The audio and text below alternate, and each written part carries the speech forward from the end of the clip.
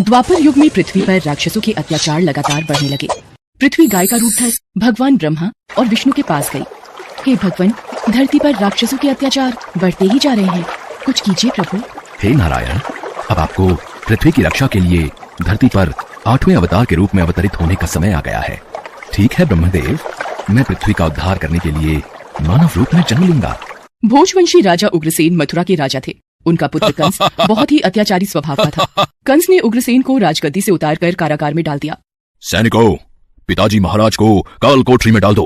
आज से मथुरा नगरी में कंस का राज चलेगा।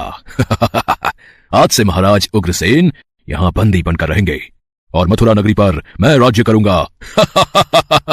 आशीर्वाद दीजिए पिताजी महाराज। कंस, तू मेरा पुत्र है, ये सोचकर मुझे लज्जा आ रही है। देखना, एक दिन तेरे पाप का घड़ा अवश्य भरेगा। कंस की छोटी बहन देवकी के विवाह की तैयारियां चल रही थीं।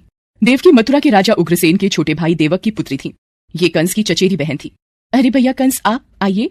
प्रिय बहना देवकी, कल तुम इस महल से विदा हो जाओगी।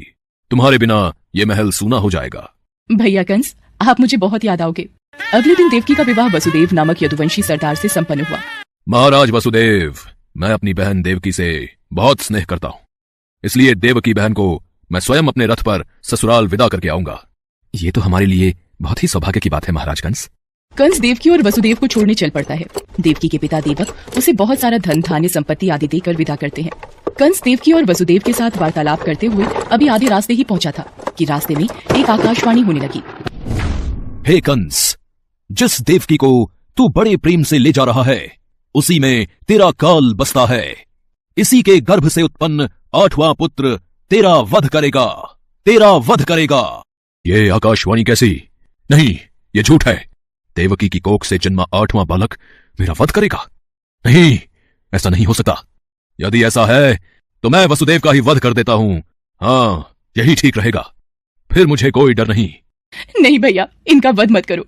मैं आपके आगे हाथ जोड़ती हूँ, मेरा सुहाग मत तुजाड़ो भैया कंस। मैं आपसे वादा करती हूँ, मेरे गर्भ से जो भी संतान पैदा होगी उसे मैं तुम्हें सौंप दूंगी, पर इन्हें मत मारो भैया। ठीक है, मैं वसुदेव का वध नहीं करूंगा, पर तुम दोनों अब मथुरा के महल की काल कोठरी में बंदी बनकर रहोगे। कंस, देवकी तुम्हारी प्रिय बहन है, मुझे काल कोठरी में बंद कर दो, पर देवकी को छोड़ दो। कंस ने वसुदेव और देवकी की एक बात न सुनी और वसुदेव और देवकी को कारागृह में डाल दिया। देवकी वसुदेव दोनों बहुत ही दुखी और हताश हो रहे थे। स्वामी, मेरी वजह से आज आपको कारागृह में रहना पड़ रहा है। मैं ही आपके लिए दुख और विपदा का कारण बनी हूँ। नहीं देवकी, नहीं, ऐसा मत कहो। मैं तुम्हें पत्नी रूप में पाकर बहुत प्रसन्न हूँ। हमें एक दिन कंस के पापों से मुक्ति जरूर मिलेगी।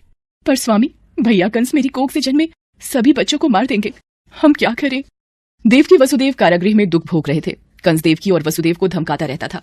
वसुदेव देवकी के बच्चा पैदा होता और कंस कारागृह में आकर देवकी के हाथ से बच्चे को छीन लेता। ना, ये पुत्र मुझे दे बहना। भैया, मेरे पुत्र को मत मारो भैया। नहीं स्वामी, हमारा पुत्र, मैं अपने सामने ही अपने सभी पुत्रों का वध होते कैसे देख पाऊंगी? देवकी बेहोश हो जाती है। हे ईश्वर, कोई रास्ता दिखाओ। कंस के अत्याचारों से हमें कब मुक्ति मिलेगी प्रभु? देवकी, आंखें खोलो। कंस बहुत ही क्रूर और अत्याचारी राजा था, जिससे प्रजा बहुत डरती थी। दुराचारी कंस ने वसुदेव देवकी के 7 बच्चों को जन्म लेते ही मार डाला। अब 8वां बच्चा होने वाला था। देवकी के 8वें पुत्र के जन्म का समय निकट आ रहा है, इसलिए पहरा और भी बढ़ा दिया जाए। जो आज्ञा महाराज कंस। देवकी वसुदेव के कारागृह में बंदी रहने की बात